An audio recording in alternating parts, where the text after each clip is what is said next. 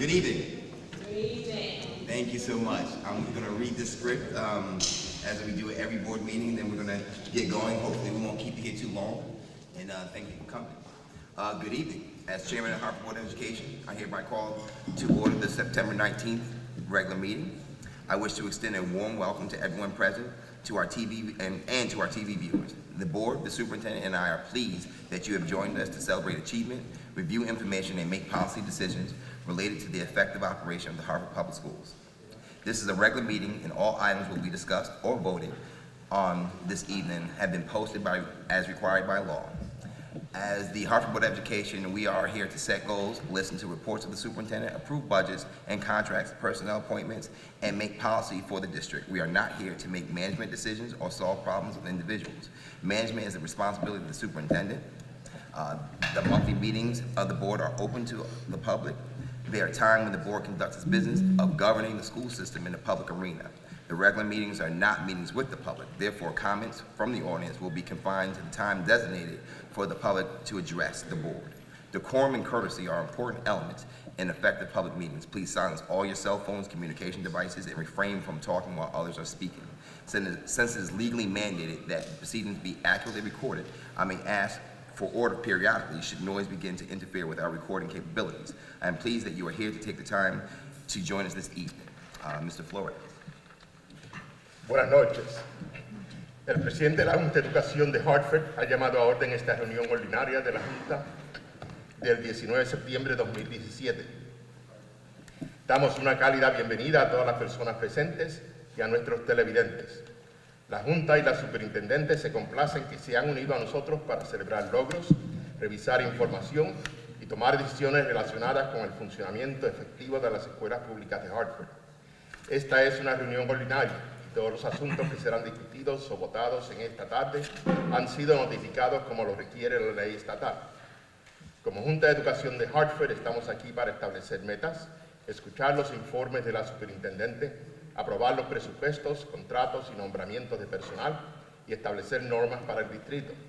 No estamos aquí para tomar decisiones administrativas o resolver problemas individuales. La administración es la responsabilidad de la superintendente. Las reuniones mensuales de la Junta están abiertas al público. Son el momento en que la Junta lleva a cabo su tarea de gobernar el sistema escolar en un espacio público. Las reuniones regulares no son reuniones con el público. Por lo tanto, los comentarios de la audiencia se limitarán al tiempo designado para el público dirigirse a la Junta. El decoro y la cortesía son elementos importantes en reuniones públicas eficaces. Por favor, silencie sus teléfonos celulares o dispositivos de comunicación y absténgase de hablar mientras otros están hablando, ya que es mandato legal de que los procedimientos sean grabados con precisión. Es posible que tengamos que pedir orden periódicamente si el ruido interfiere con nuestra capacidad de grabación. Nos complace que se haya tomado el tiempo esta tarde para unirse a nosotros. Estamos muy orgullosos de este sistema escolar y le damos gracias por su interés en las escuelas públicas de Hartford. Thank you, Mr. Flores. Okay. Madam, Mrs. Glamer. I'm going to read the public comment introduction. We as a board, in collaboration with the superintendent and district leadership, are committed to cultivating a culture of excellence at all levels of HPS. We thank you for taking the time to attend tonight's board meeting. We appreciate you coming out to learn more about Hartford Public Schools and for sharing your thoughts and concerns. We have established a protocol to track and respond to concerns raised. We want you to know that we take your concerns seriously, and to that end, we will have staff available for immediate follow-up if follow-up is required. After you have finished speaking, a staff member will come up to you, ready to take your information down. They will follow up with within 48 hours. As a reminder, you have 3 minutes to speak. At the 2-minute mark, Ms. Santiago will ring the bell, letting you know you have 1 minute left. At the second bell, please wrap up your comments. Now, Mr. Julio Flores will read this in Spanish.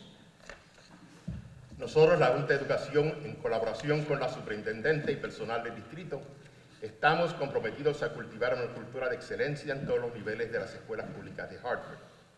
Les agradecemos que haya tomado el tiempo para asistir a la reunión de la Junta esta noche. Les agradecemos su participación y su deseo de aprender más sobre las escuelas públicas de Hartford y también por compartir sus pensamientos y preocupaciones. Nosotros tomamos sus preocupaciones muy seriamente y hemos establecido un protocolo para el seguimiento y respuesta a inquietudes planteadas. Tenemos personal disponible para seguimiento inmediato para los casos que lo requieren. Una vez que usted haya terminado de hablar, un miembro del personal estará disponible para tomar su información. Esa persona investigará su caso y se comunicará con usted dentro de 48 horas. Les recordamos que tienen 3 minutos para hablar. Cuando hayan pasado 2 minutos, la señorita Santiago sonará el timbre, dejándole saber que le queda 1 minuto. Al segundo timbre, por favor, termine sus comentarios. Thank you. Thank you so much. And before we start the public comment, I just want to just mention something that was not in our scripts, and that is simply if you can please refrain from any personal attacks. I don't want to censor anyone's comment, so if you have a complaint or an issue, by all means, please state your issue or your complaint. However, what we don't want to do is emasculate anyone or attack someone's reputation, and we want to model our behavior for our students. So if we can try to work through that, I know it's difficult, I know sometimes we might slip, and that's fine, but if we can begin to sort of model that behavior for our students, I would appreciate that. Thank you so much. Mrs. Glander. Ari Silva.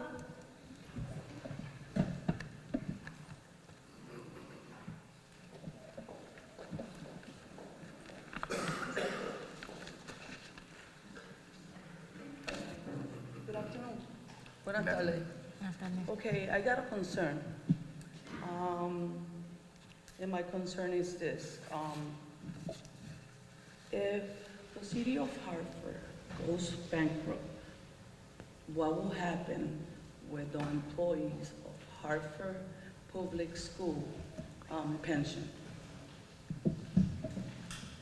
Can somebody answer us or me or? I'm sorry, we can't respond. We're here to listen.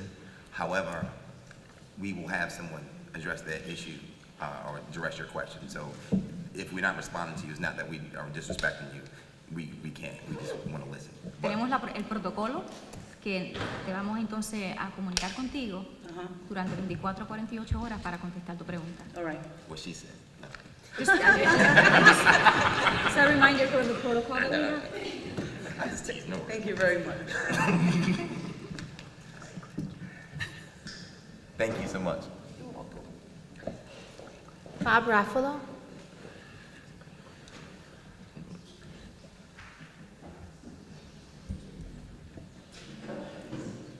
Good evening.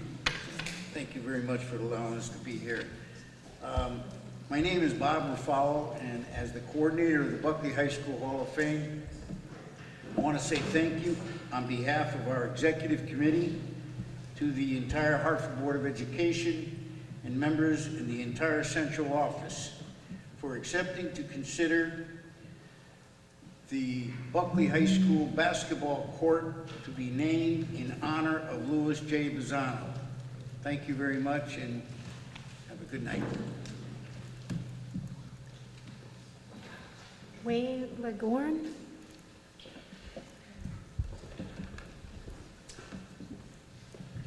Good evening. Can you hear me all right? Yes. My name is Wayne Leghorn. I'm wearing one coat but many hats. I am a proud graduate of Buckley High School in 1966, and I had the privilege of being the captain of Coach Bazzano's last basketball team. I was the last one but not the best one. And the other hat I'm wearing is I was the president of the Buckley High School class of '66. I was fortunate that year we were elected based on our height, and I was the center on the basketball team. If I could just,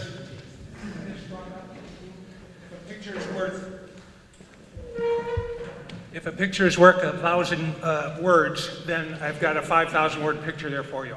And I just want to briefly mention the highlights. Mr. Bazzano was hired in the physical education department at Buckley in 1953, where he served as head basketball coach from 1953 to 1966. One of his first assignments from Babe Allen was the basketball team. In 1966, Mr. Bazzano was promoted to the position of Hartford City Assistant Supervisor of Physical Education Athletics. He retired in 1991, but he continued to stay actively involved as a fan attending Hartford High School games and inspiring generations of Buckley Bulldogs, Hartford Owls, and Beavers athletes until his death in 2013. I may be a little biased. Those owls and weavers used to eat me alive.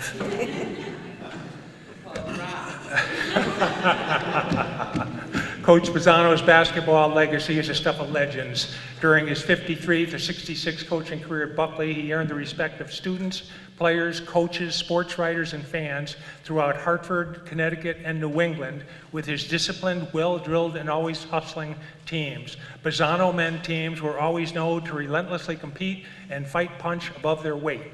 He had winning seasons, 14 out of 15 years. He holds the all-time record of 40 consecutive wins on Buckley's original home court, Wethersfield Avenue and Benton Street. And he only lost 4 games at home during his 13-year coaching span.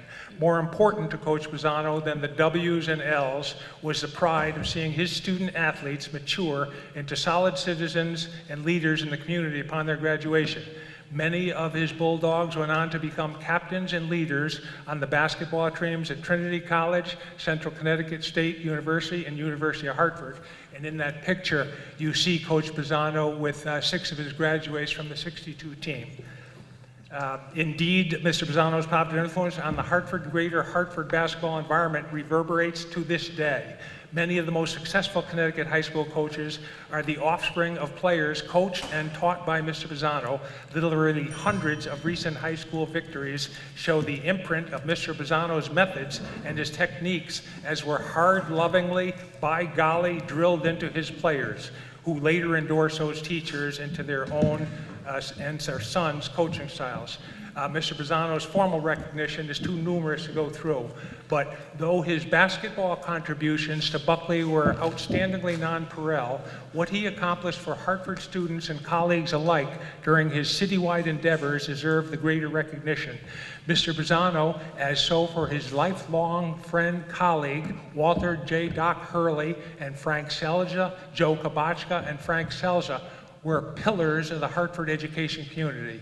He became a coach's coach, a teacher's teacher, a friend to all students. Mr. Pisano befriended thousands of students, teachers, and colleagues in the Hartford school system during his 38-year career in Hartford.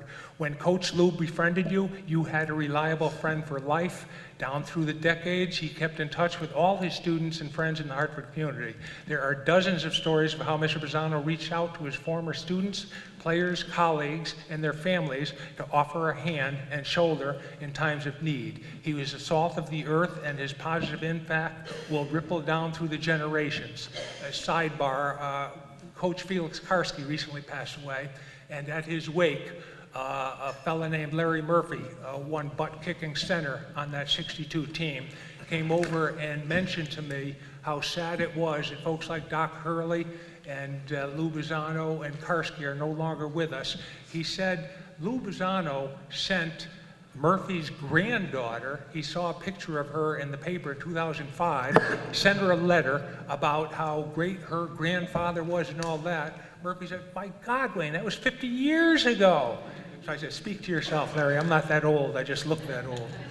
So in light of all of this, it's hard for me to do him justice without either breaking down or taking up much more time.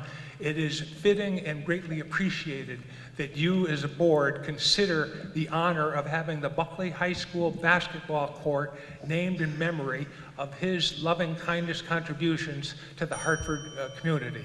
I thank you so much on behalf of the class of '66 and the hundreds and thousands of other students and their children who were fortunate enough to have people like Lou Pisano and Doc Hurley and the rest of the senior folks there in the 50s and 60s to guide them through those difficult years.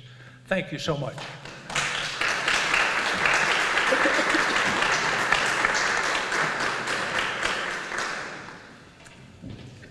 Laureen Pisano.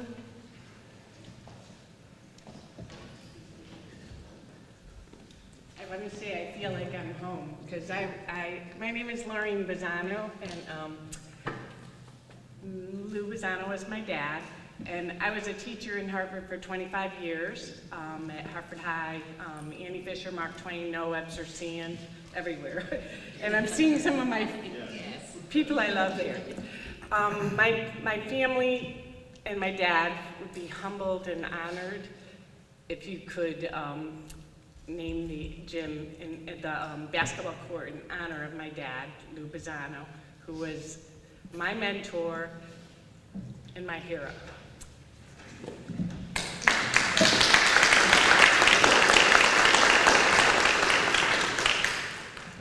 Michael Downs.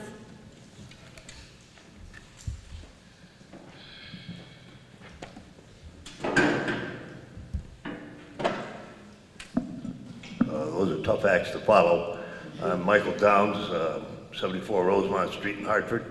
I'm president of the Hartford Federation of Substitute Teachers, and I certainly would favor naming the basketball court at Buckley High School after Lou Bazzano. I knew Lou Bazzano years ago when I first became a substitute teacher.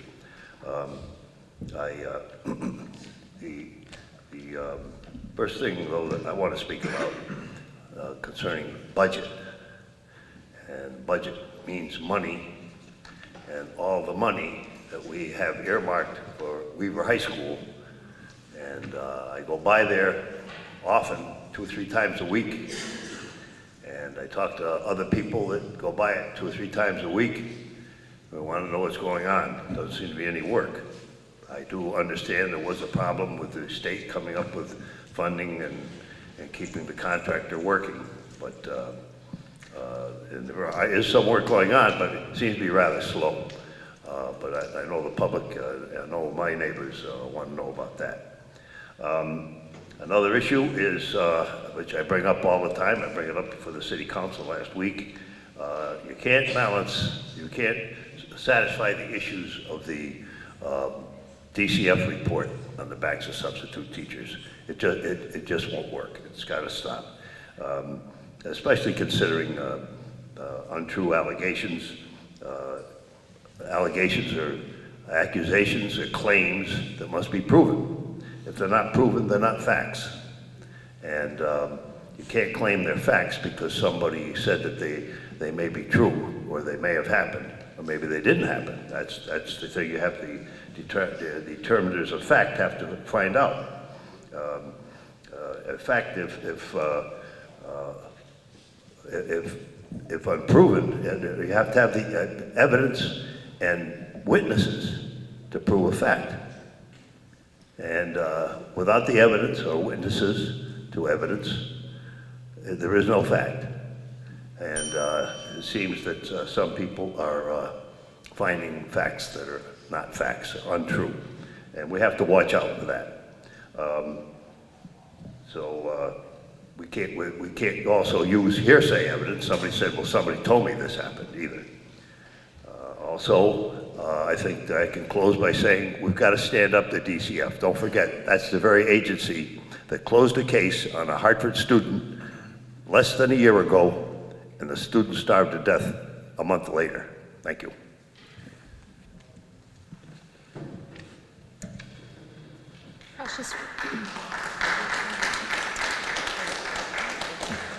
Precious Ross Ellis.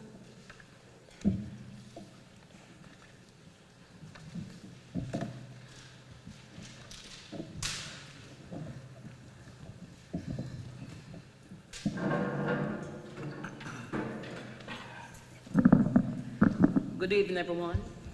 My name is Precious Ross Ellis, and my name is Stephen Wilson.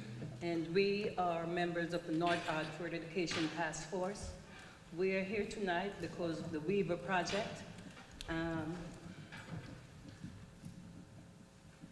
The community at large is having a problem in regards to the renovation of Weaver High School. As the previous speaker spoke, that there seems to be no action as to what's going on there. Our concern is about the $100 million that was allocated for the school and how it's being spent, and also the $33 million that was allocated for the field house. We're hearing rumors, but no facts, There's a lack of transparency where the community is concerned. No one is saying anything to the community, and we'd like to know how that money is being spent and where is it going. Yeah, just quickly on the field house. Not too long ago, it was reported by, I believe it was Vanessa Torrey, in the Hartford Current, that $33 million was allocated to the field house. Over the last couple of weeks, through meetings with the construction crew and members of Hartford Public School, it's been reported, not reported, but it's been found out that that is no longer the case, that only 15 to 17 million is left over. What we've been told is that half of that money went to the track and the football field. Now, I don't know the numbers regarding on what it would cost to take care of the field house or the field. But $33 million allocated to the field house, my assumption would be that there was money also allocated to the track and to the football field. So why is the money now for the field house now being split, and who is making that decision? The field house is very important to a new Weaver High School, especially in an environment where we're kind of financially strapped as a city and as a school system. And the field house itself could be a strong revenue stream for the school, so that the school can be well funded. Thank you. That's all we'd like to say. Thank you. Thank you. Thank you.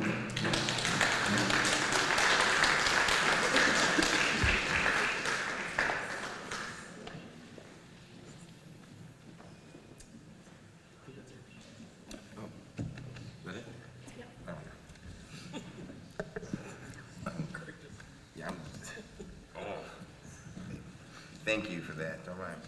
So we're going to go on to reports. And so I will quickly do the report of the chair. And I will start by acknowledging a few things. I don't have the date, so if anyone out there has the date, let me know. But former principal Gail Allen Green is to be having a retirement celebration at some point. She had it already? I'm sorry, she had it already. I planned to go and I missed it because I was busy. All right, good. So that was a wonderful thing. So I just want to acknowledge that and say congratulations again. We've had 2 birthdays in this past weekend. Vivian, who used to assist the board, had a birthday this Sunday, and our very own Christina Santiago had a birthday today, I think. So happy birthday.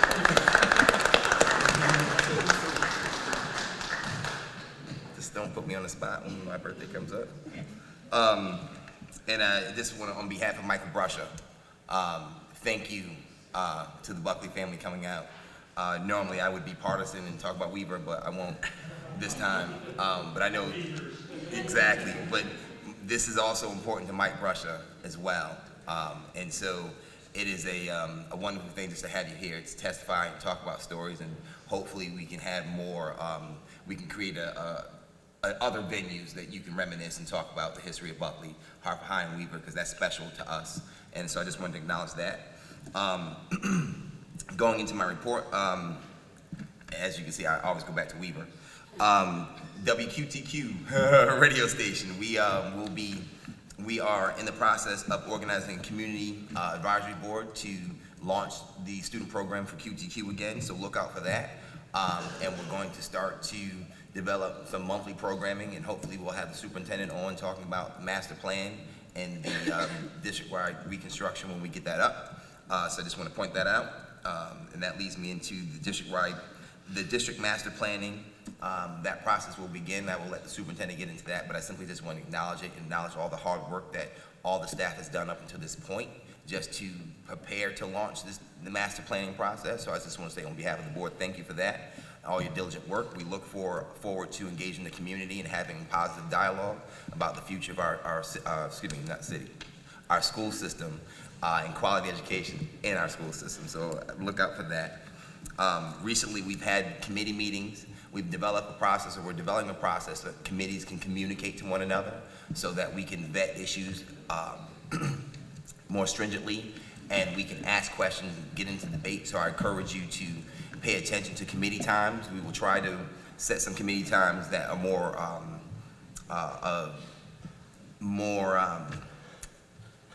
so that we can engage more of our community. Excuse me, I don't know why.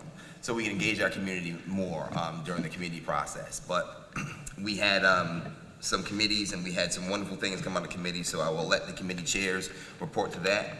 And I will go into my finance committee and say that what we're going to do is the finance department is going to do an insurance audit. So look out for that. We are, excuse me, I'm looking for my notes. We, okay,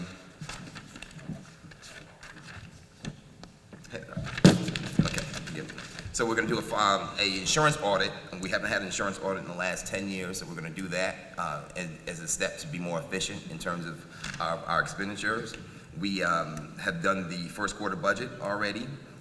We've closed the budget, and we are going to, once we understand what's going to happen with the state budget, we will start to discuss how we are going to address some of our issues and some of the things that we've mitigated before. So that is simply just a basic committee report.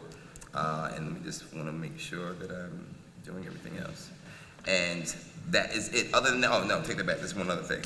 So up in October, the SGC, and I will let the parent community engagement get into the weeds about the SGC elections, but the strategic operating plans should be formulated by the end of October. We understand that there's going to be a push because of the SGC process, so I think the finance department, the superintendent, will be a little more lenient in that process in terms of getting parents trained and prepared to talk about budget issues. So I just want to acknowledge that and say that if anyone's interested in participating in your school community and working with the SGC, please sign up and talk to your principal, and that will conclude the finance report and the chair report. Madam Superintendent. Okay, good evening, members of the board and community. It's good to see many of you here today. I'd like to begin by thanking Principal Casey for his leadership and for hosting us this evening. Chairman Stallings was referencing the master planning process, and I'm going to officially rename that process the District Model for Excellence. This week we are launching our efforts to reimagine and restructure our district for improving student outcomes. The goal of the District Model for Excellence is to create a network of excellent schools that provide high-quality educational opportunities for all of our students. And the planning process is designed to do three things. We're going to begin by identifying the current needs and our current resources in our district, also to understand the priorities of our community, and to offer different ways in which the district can be reimagined. Through this process, we will not only make decisions based upon facilities or finances. I've been very intentional around communicating the fact that if we were only to make decisions based on facilities, that would be a very easy decision, right? Because we know which facilities require most attention. If we only were going to make a decision based on enrollment, we have that data already. However, this process will not just be narrowly focused on those two things. We want to make sure that we have a process that keeps in mind high quality teaching and learning, and that we also restructure for more impactful use of our resources. And so this work at the end will contribute to the health and viability of our neighborhoods, and is going to allow us to continue to provide access to services and opportunities for our students and for their families. That is why we cannot have a narrow approach to the work. So just want to give you a couple updates around that process. Last week, we provided an overview of the planning process to district administrators, and we also convened a community leaders conversation to discuss the process and upcoming activities. I want to make sure that the community is part of these conversations and the planning process as well. We are developing an initial communication toolkit for our principals and also for our community-based organizations so that they can also help us communicate about the process. We will, of course, post all of these tools on our website as well. Regarding some upcoming activities around this process, we do have this Friday a board retreat.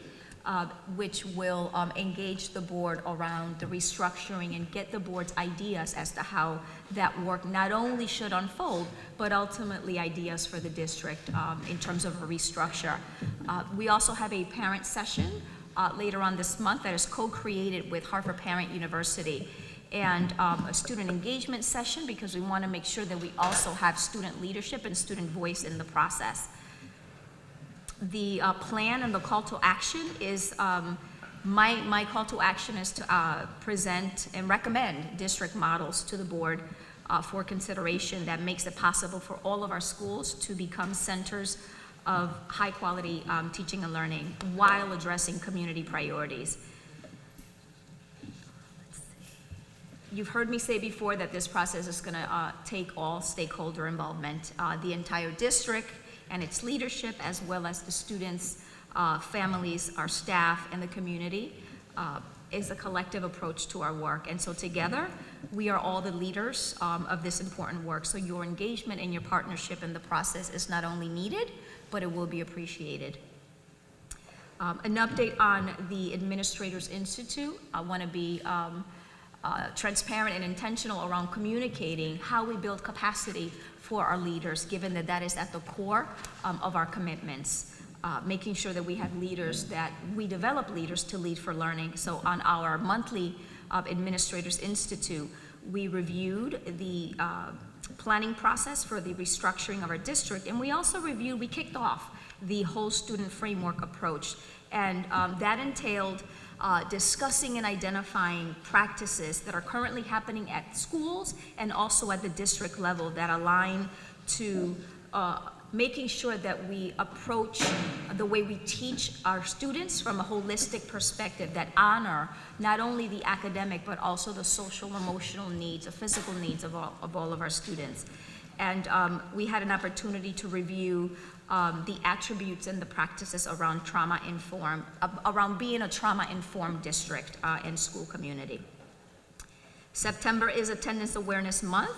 As we know, regular attendance is highly connected to student learning and increased positive student outcomes. And also attendance for us is a priority, and so we want to make sure that we raise the awareness and continue to hold ourselves accountable to reaching out to all of our students to make sure that they're here, showing up every day, ready to learn.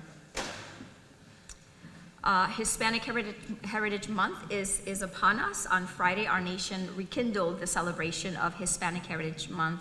And as usual, our schools will be having special events throughout and to recognize the contributions that have been made by the Hispanic community locally and throughout the United States. We did produce a special public access TV show in our Conversations in Education series dedicated to Hispanic Heritage Month.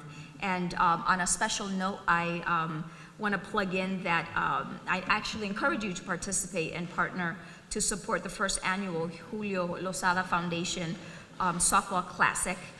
It is a softball classic that will feature the Hartford Police Department versus the Hartford Fire Department in a effort to raise not only awareness about the Julio Lozada story, but also to raise funds for mentor programs and for scholarships that serve students in the greater Hartford area.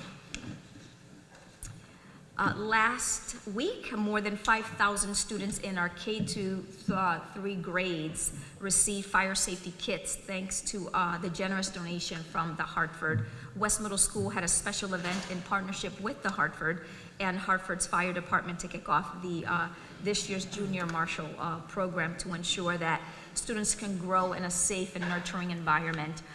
We know that that's a mission that we share, and so we thank the Hartford and Chief Freeman for partnering with us on this program. We do have a parent conversation, as I referenced before, as part of the restructuring process. On September 26th, the parent conversation will be held at Buckley High School in partnership with Hartford Parent University, and we will be addressing our families' questions and concerns as to the restructuring of our district.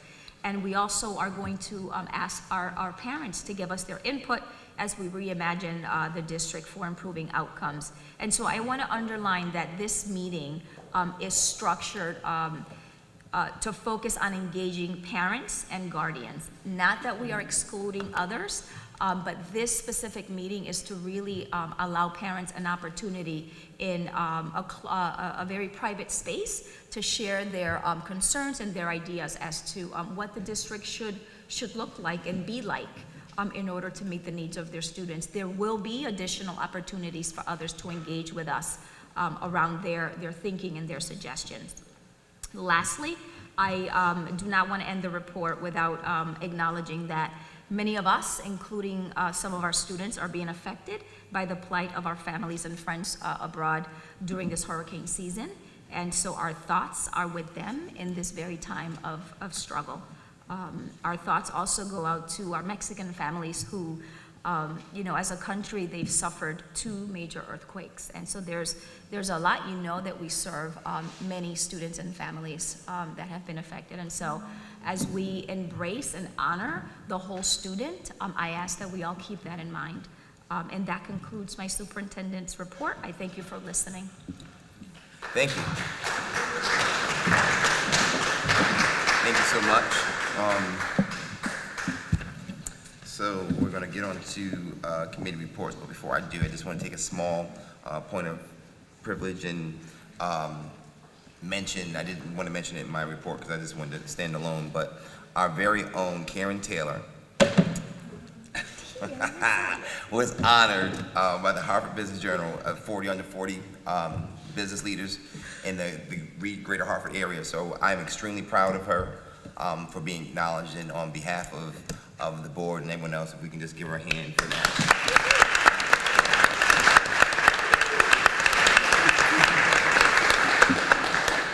Again, I just want to say again, every member here, they do a lot of things behind the scenes, and a lot of people don't know what they do, but they do a lot for our children, they do a lot for our community in different stages in their capacity. So I just want to thank you all for that, but I just want to acknowledge Karen, because I'm extremely proud of that, even though I had nothing to do with it, but I'm proud anyway. So first up, committee reports, is the policy committee. Mrs. Taylor. And now I have to give my crummy report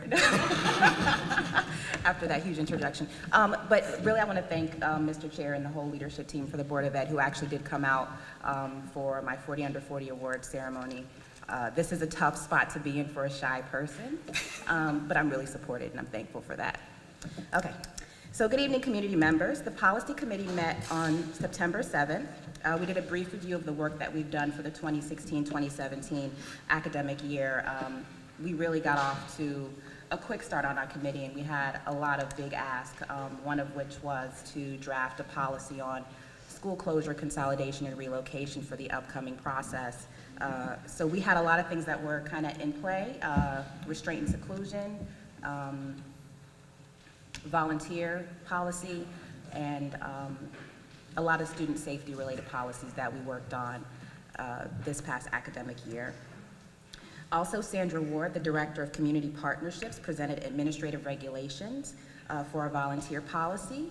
Sandra said that this work was being undertaken to protect our students, to track our partnerships across the district, and to maximize the benefit to teaching and learning. And all of this is done to improve student safety without discouraging family engagement. So we want to make sure that our students are safe in an environment where we have kind of like referenced and checked the individuals that we'll be working with, but also not discouraging our families from participating in school activities. We also had a discussion on the policies that will govern the district master planning process. The superintendent and I were able to sit down about a month ago and talk about the draft of the policy that we had for school consolidation, closure, relocation, co-location. It was a growing policy. Even though that policy was not adopted by the board, the spirit of that committee, and also I can speak for the board as a whole, was really to make sure that the process had more protections in it for the community as we go through this district reimagining process, to make sure that your voices are heard and implemented into the process. We did the cross-reference of the draft policy with the existing policies, and I believe the superintendent was really able to lift out the best practices from the 2 of those policies, so I feel really confident about the process that we're about to undergo.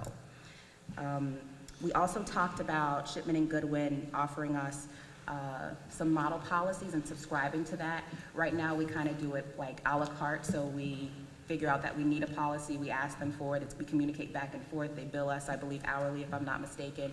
But with this subscription, they'll be able to create more efficiencies, cost savings, and we'll have regular access to fully updated policies on a regular basis.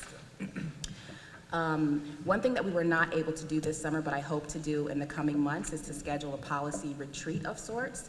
I want to talk about accountability and outdated language, just making sure that there is consistency across all our language within our policies. We want to talk more about, have S&G come and present on the model policies that we're going to be subscribing to. Let us know what they're offering to us, how it works, and also to have a policy review as a whole and talk about noting our policies and letting the individuals who are working on them know when they were last updated. And one more thing that I wanted to speak to was really thinking about putting our policies in national context. Our committee members are really, really thoughtful, and we're thinking about maybe undocumented parents and things of that nature, and we want to make sure that our policies are consistent in supporting the families within our district. And that concludes the policy committee report. Thank you so much, Ms. Taylor. Next committee, Fair and Community Engagement. Do you want me to give the report? Yes, I was unable to attend our last committee meeting because of family issues, but Ms. Glanville was generous enough to sit in for me, so she will be delivering the report. Yeah. Forgive me, I'm sorry. Thank you, Mr. Floyd. So we had Mr. Jason Farquharson. He attended the meeting to talk about the Paint the City project in Hartford. This project received city funding through the Hartford Decides initiative, where Hartford residents vote on projects they want realized. The project entails painting murals across the city, and some will be on school buildings. Seasoned artists from around the world are submitting ideas to those, and those ideas will also be voted on to ensure community buy-in and to be vetted and make sure that they are appropriate. The community itself will be involved in the painting as well. And we actually looked at site pictures of the various schools where these murals are going to be painted. The SGCs have gotten involved and decided to have murals on their school buildings, and it's going to be really exciting. I'll just say I can't wait to see these walls come alive, the exterior murals on the outside of buildings. We also had an update on school governance councils. The schools have an October 16th deadline to submit action plans for family and community engagement, SGC, PTO, elected membership. We discussed training, and we discussed planning for SGC representations. We discussed the idea of potentially creating regulations to enumerate some best practices around SGC that might not be in the statute per se, but things such as, like, even though the statute may say 7 parents, ensuring a deeper bench of parents would probably be best practice. There's no reason why you can't have more parents participating on the SGC, even if they're not voting members. And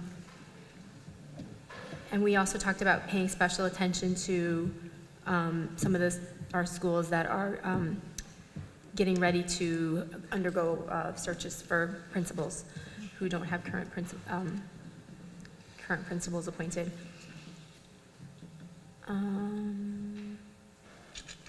We had a discussion on raising the level, sorry, having some technical difficulties here. No, it's too complicated. We had a discussion on raising the level of importance of SGCs with principals.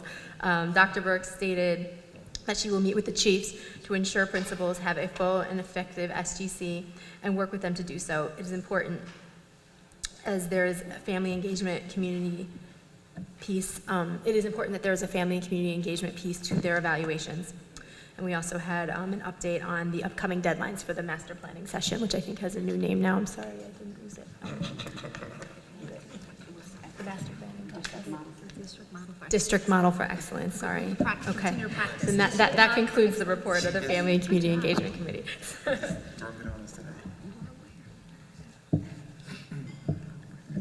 Oh, okay, and that is it. All right, thank you. All right, I was about to say, you might just run to the next one, School Choice and Facilities Committee. This is my actual committee. Yes, we had our School Choice and Facilities Committee meeting on on Monday, September 11th. It was a very engaging and interesting meeting.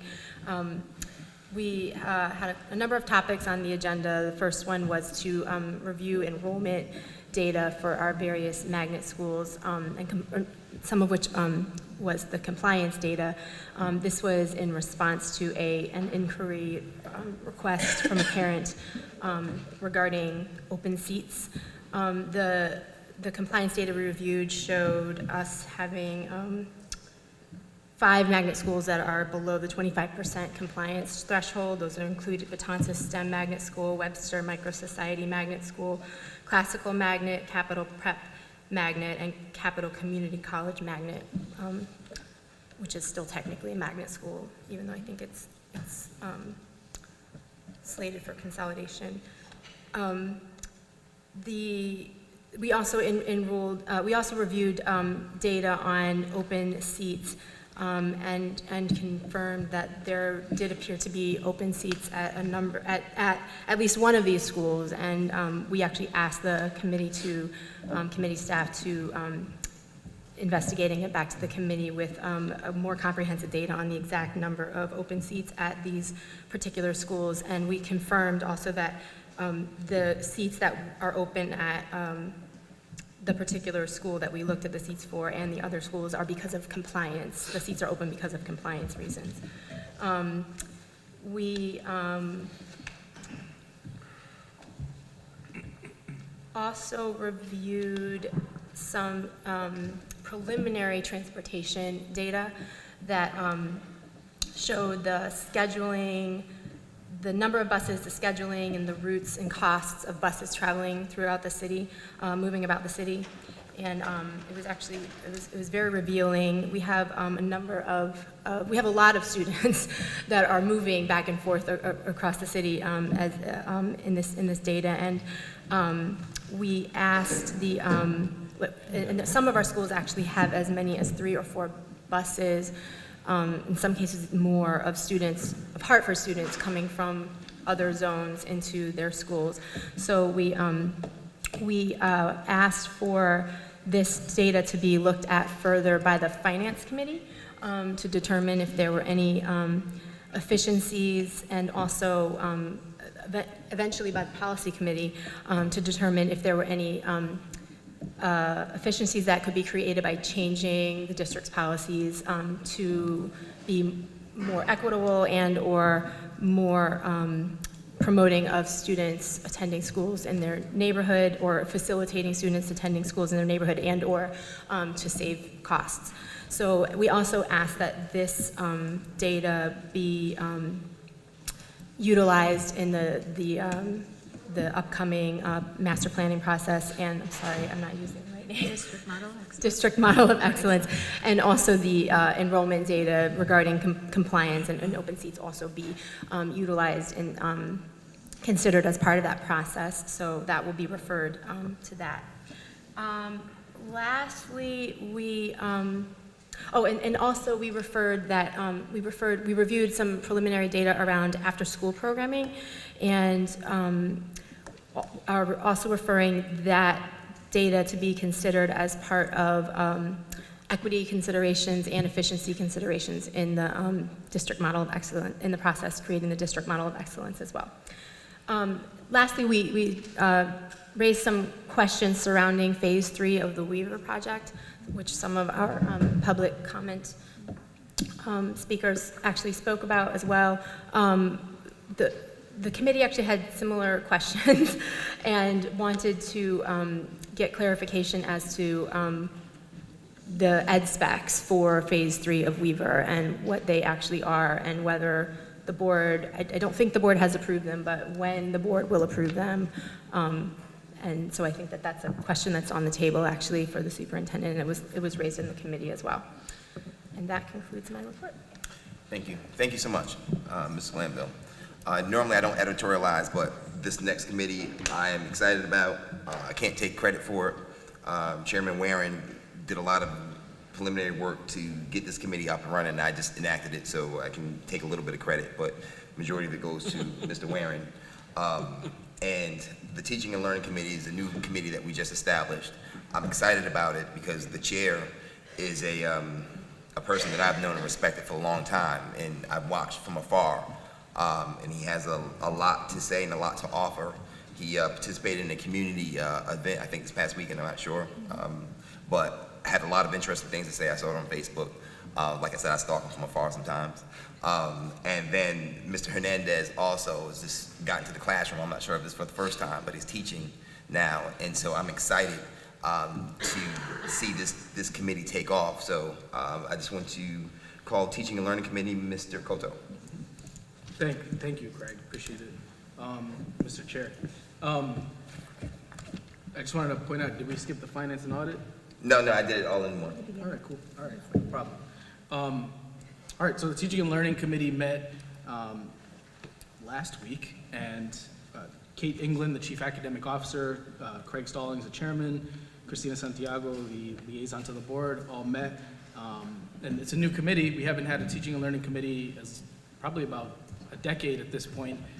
State law requires us to have a Teaching and Learning Committee, and we haven't had one in about a decade. So it's kind of a good turning point for us to focus our attention on what students are learning, how we're going about teaching students, pretty important stuff for a school system. I guess that's an understatement. So in terms of our first meeting, we had an overview of the Office of Academics. We talked about a little bit of what the role of the committee will be. We talked about how we'll work with other committees, policy committee, finance, et cetera, and what board communication will look like. Some of the key questions that came out of the meeting were, from my end, what does the curriculum currently look like from K through 12? So that will probably be not only a report to the committee, but also perhaps a workshop topic coming up in the future. Basically, like, what are we asking our students to learn, right, from K through 12 in the different subject areas? It seems very basic and very kind of elementary in some ways, but it's something that we haven't really focused our attention on. And as we tried to make the school system more of a whole district, it'll be more important to kind of keep an eye on what we're learning and what we're asking our kids to learn, what we're asking folks to teach. Finally, one of the things that is both on my mind and also Chairman Stallings' mind is, to what extent are we promoting culturally responsive teaching and curriculum? And so we'll be able to kind of assess that once we see what kids are learning in each grade level and each subject. How do these particular learning goals connect to kids' lives? Because we know that kids learn best and people learn best when they can connect new things to things that they already know, right? That's kind of a basic teaching principle. So that's the last thing I'll say, and then I'll finally just make a call. If anyone is doing anything interesting in terms of Hispanic Heritage Month celebrations, feel free to pass them to the superintendent. We'd love to learn a little bit more about what's going on in schools, and obviously we can highlight those to the extent possible. So thank you, Mr. Stallings. Thank you. We haven't even heard from Juan yet. This is exciting. So thank you. You got a lot of interesting things to say. So we're going to move on to the business agenda. Item A, number 1, contract approval. This is crossing, was it Justice? Yes, Justice. In response to the Office of the Child Advocate, the OCA report, the board has approved an action plan in February of 2017. As part of that action plan, an RFP was issued for an independent monitor to oversee progress in implementing the plan, provided periodic public progress reports to the board, State Department of Education, and Department of Children and Families. Through the request for proposal RFP process, Crossing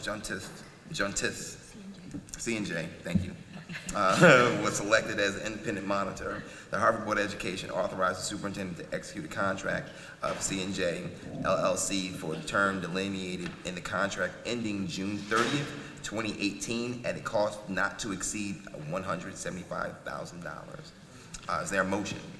So moved. Is it moved and seconded, Madam Superintendent? Yes, so I'd like to provide background and context. I know we've been having a lot of conversation around our response to the Office of the Child Advocate report, but I'm going to ask that we take a few steps back so that I can take us back to the work that we've done so far. So earlier this year, the Office of the Child Advocate released a report that identified serious failings in our district's procedures, practices, and culture regarding mandatory reporting of suspected child abuse and neglect. And also, in particular, mention around our efforts to provide care for our most vulnerable students with special needs. And as the leader of Hartford Public Schools, I accepted the report and issued an immediate response in the form of an action plan to address each of the 9 areas of concern lifted by the Office of the Child Advocate. The action plan was endorsed by vote by the board on February 21st. Since then, we have implemented numerous changes in response to the findings in the report, including district-wide training around mandated reporting requirements, improved systems to document and review complaints, and systems to ensure accountability at every level, up to and including the superintendent and the Board of Education. We do continue to convene an internal structure called the Internal Lead Action Team that meets bi-weekly to review the plan and to ensure that we are making progress on all areas of the plan. The implementation is divided into 5 areas. Policy and compliance, you heard earlier, Ms. Taylor referenced the work around policy in relation to the action plan. Also, another area is human resources and labor, professional development, because we want to build capacity in all of our adults to do the best that they can and to keep our children safe. Also, special education in vulnerable populations, and family and community partnerships. This work requires that we change the culture. Much of the work that we've done already has focused on the technical pieces of the work, procedures, and making sure that we have an understanding of those procedures around how we operate. But much work, the next level of work, is around changing culture in our district. And by culture, I mean making sure that our values and our beliefs can be identified in the practice. And if we value and we believe that our children have a right to high quality teaching and learning in safe environments, then we should be able to see that at all levels of the organization. And that's what culture change means, and that's the next level of work. And so the purpose of the independent monitor is to make sure that we continue to improve our systems to ensure that safety is at the cornerstone of what we do. You know, the Office of the Child Advocate highlighted that Hartford Public Schools may not have the internal capacity to fully implement and monitor the action plan on an ongoing basis. And so the Child Advocate did recommend the appointment of an independent monitor to oversee the district's response to the report. Upon the release of the report, we did reach out to content experts to find interested parties to serve in the role of the monitor. We did receive initially one response, but it did not meet the needs of our community. And so we moved to develop a formal request response for the proposal through the City of Hartford.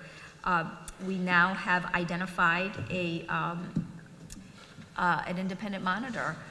And so the team at Hartford Public Schools, we also had board representation and partners sit in the process to review the proposals, and are bringing before the board a proposal from Cross and Justice for your review and vote this evening.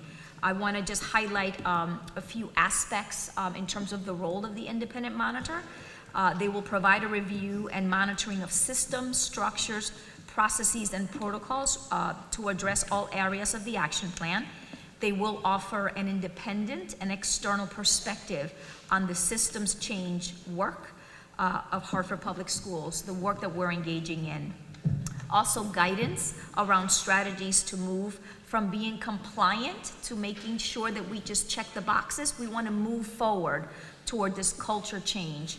And also that we're able to, that they monitor the new systems that we have developed around accountability, efficiency, effectiveness, and most importantly, sustainability. We want to make sure as a system that the processes and the structures that we have, that we're able to sustain them over time, that this is not just now while we have a monitor with us, that it becomes part of who we are as a district. Also, the monitor will provide a dependable, consistent source of information and assurance to our community that we are faithfully engaged in improving student safety systems.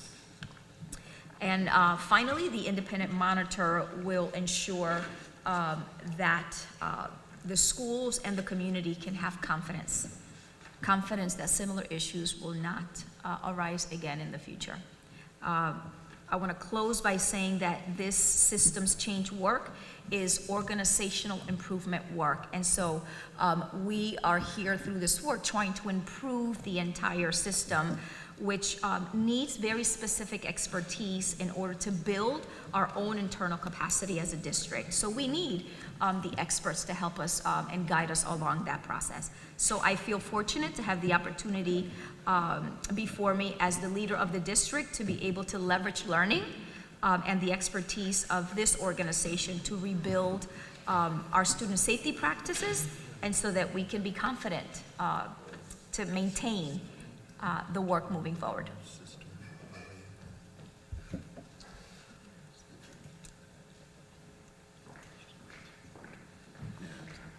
Yeah, is there any question? I'm sorry, forgive me, I was checking the agenda. Any questions for the contractor? Any? All right, I'll just take one then. Thank you. So just an introduction, how's that? John Claude Brizzard and Dr. Alice Parker, co-officials. all right, I wasn't gonna be that rough. So we're dealing with systemic issues, long-term issues, and the superintendent has promised and made a commitment to transparency. And so we have a lot of different interest groups. We have parent groups. We have employee groups.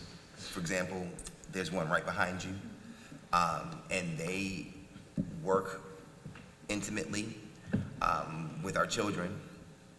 How do you propose that you're going to maintain transparency and make sure that not only we're getting information, but they're getting information in real time?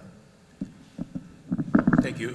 It's a great question. Let me just say, first of all, that the team, all of us are practitioners. We've been doing this for a very, very long time. I, for myself, have been a school superintendent twice in my 31-year career in education, both mid-sized cities and large systems as well. And Dr. Parker has been also a systems leader for the last 50 years, maybe.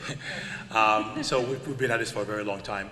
One of the things that we aim to do and do well is to make sure that the community holds us accountable to being transparent. So that means, frankly, engaging every facet of the community, whether it be in person, forums, television, radio, through the Board of Education, through forums like this, leaning on the leadership of the district and the board, and of course the key leaders in the community, to make sure that we are addressing and talking to the very people who have their children in the school system. I have 4 young children. 3 of them are ages 7, 5, and 2, and I can tell you that their safety, their attachment to the adults in the schools, including the teachers, are fundamental to their learning. So that's the lens we always bring to this work, our children, and where they would be in an environment conducive to learning, and one that is transparent to the community that we actually serve. So that's the lens we bring, and it's the lens we bring to this work as well. Okay, all right. And then last question. As you know, again, we talked about master planning. So we have engaged District Model for Excellence. District Model for Excellence. Is our master plan District Model for Excellence, and we've engaged and contracted a vendor for that. How do you, and they're going to look for inefficiencies and pretty much do the same system analysis that you are planning to do. How do you plan to work with that entity to make sure that we have a complete picture of our systems in our operations? Mr. Chair, I believe that the contractor you selected is one I actually have worked with for a number of years. In fact, one of my superintendencies, they were the ones who helped us restructure our district, so I know them quite well. We are systems people. The one thing that drives me crazy, frankly, is fragmentation. So to ensure that whatever we're doing provide the kind of levers that are mutually reinforcing, which means that, frankly, that we're all working in unison to provide a system with the kinds of lift that it needs to be successful is the work that we do. We don't look to duplicate, we look to be collaborative. And frankly, the contractor I believe you have hired is a group I have worked with for nearly a decade of my career. So, did you say you were a superintendent at one? Twice, sir. Twice. Oh, Yes. okay, excellent. Exciting. So, last thing I'm gonna say is just simply, I'm excited.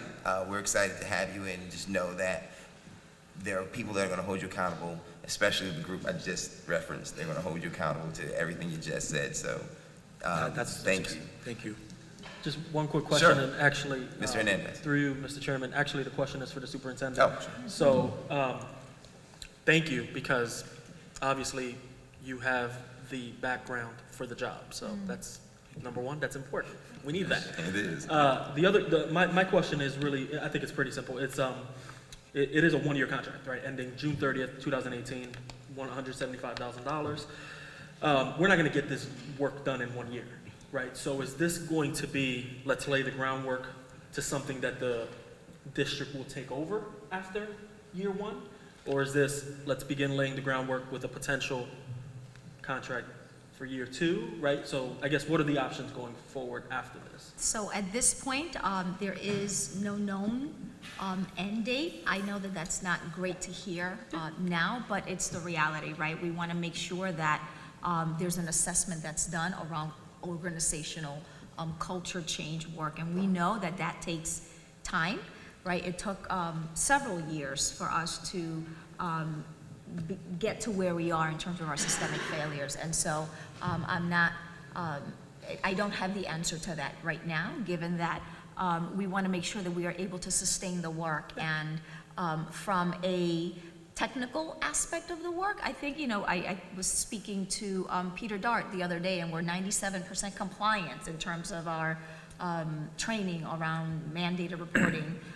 But that's the beginning stages of the work, right? And so the organizational cultural development work takes time, and so I don't know. Yeah, There's a possibility that the work will have to continue. Yeah, I only asked the question, right, because, and I mean this obviously in the best sense, but we're very glad to be working with you. We're not glad that we have to work with you, right, because of the situation. So we want to do this work until we figure out the right way to do it. We just never wanted to do it in the first place, right? Because that means we messed up somewhere, and we know where we messed up. So, thank you, Mr. Chairman. Yeah. You're welcome.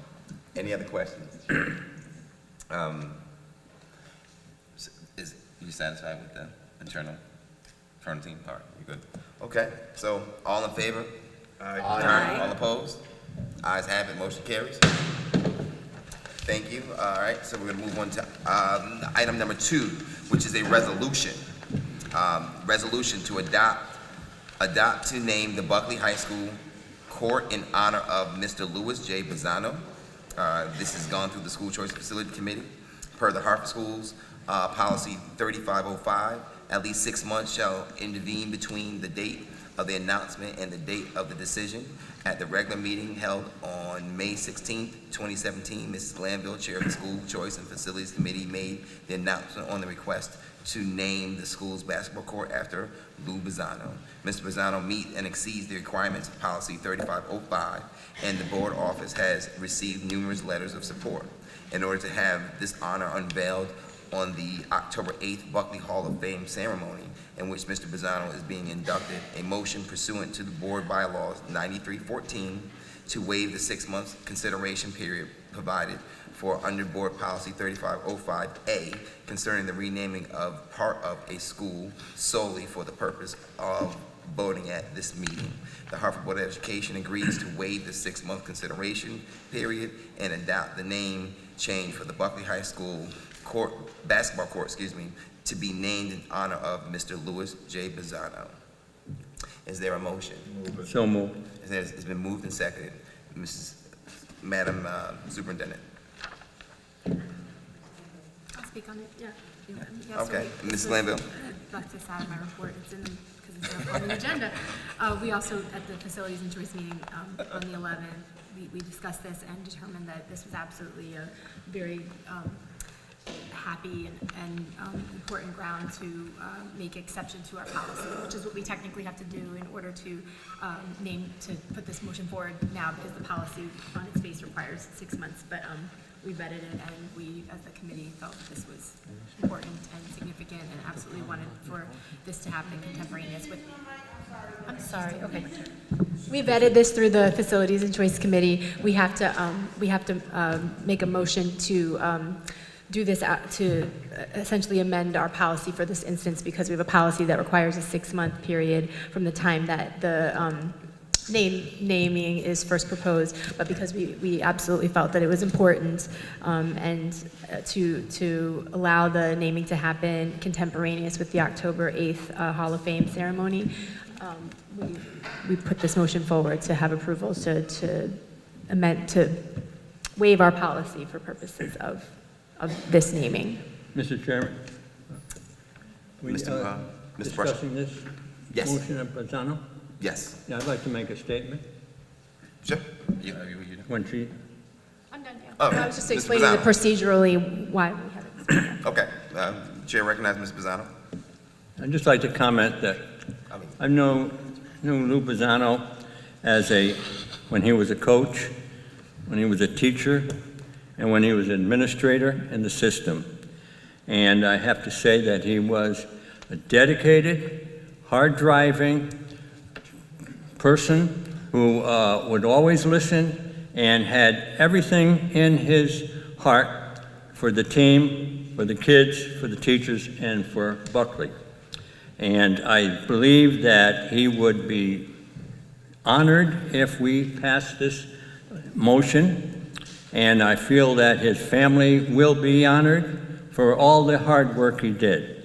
I believe he was the winningest basketball coach, and there's nothing more that I think he would like better than to be remembered as the coach who was the Lou Bazzano of the court. Thank you. Thank you, Mr. Brusher. Any other comments or concerns? Hearing none. All in favor? Aye. Aye. All opposed? The ayes have it.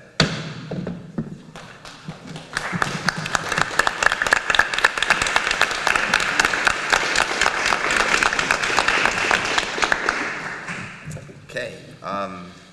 So item number 3, second reading and adoption, bylaws of the board committees, the board. The Hartford Board of Education accepts the second reading and adopts the revised board committee bylaws number 9321. Is there a motion? Move. So moved. Is there a second? Second. It's been moved and seconded. Madam Superintendent, do you want to speak to this? No? All right, it's been moved and seconded. All in favor? Aye. All opposed? The ayes have it. Motion carries. And now the consent agenda.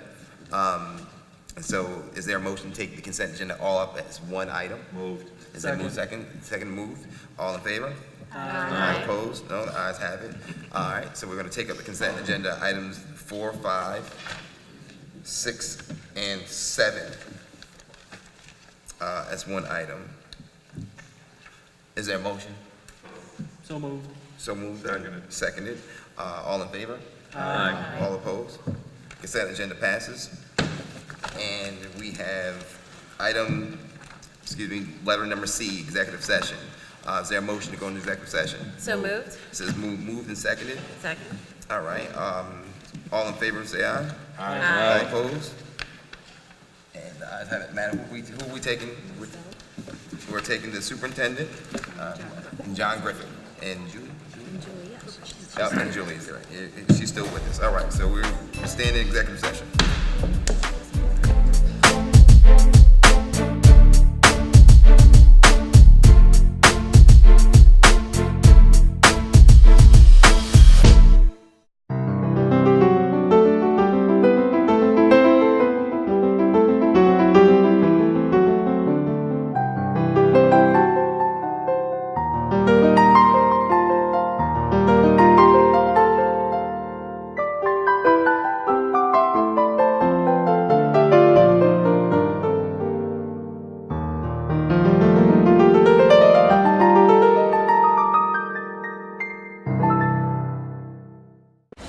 Hartford Public Schools. We care about one thing above all, the future of our kids. That's why we're dedicated to providing all students with the knowledge and skills needed in the new global culture. Hartford Public Schools is thriving. More student success stories, more world-class facilities, more university and corporate partnerships, more amazing talent coming and staying in Hartford. This is how education is supposed to work. Welcome to Hartford Public Schools, where the future is present.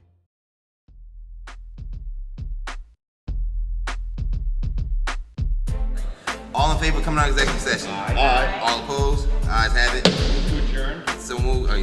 Second. So move. All in favor? Aye. All opposed? We're out of here. Motion to adjourn.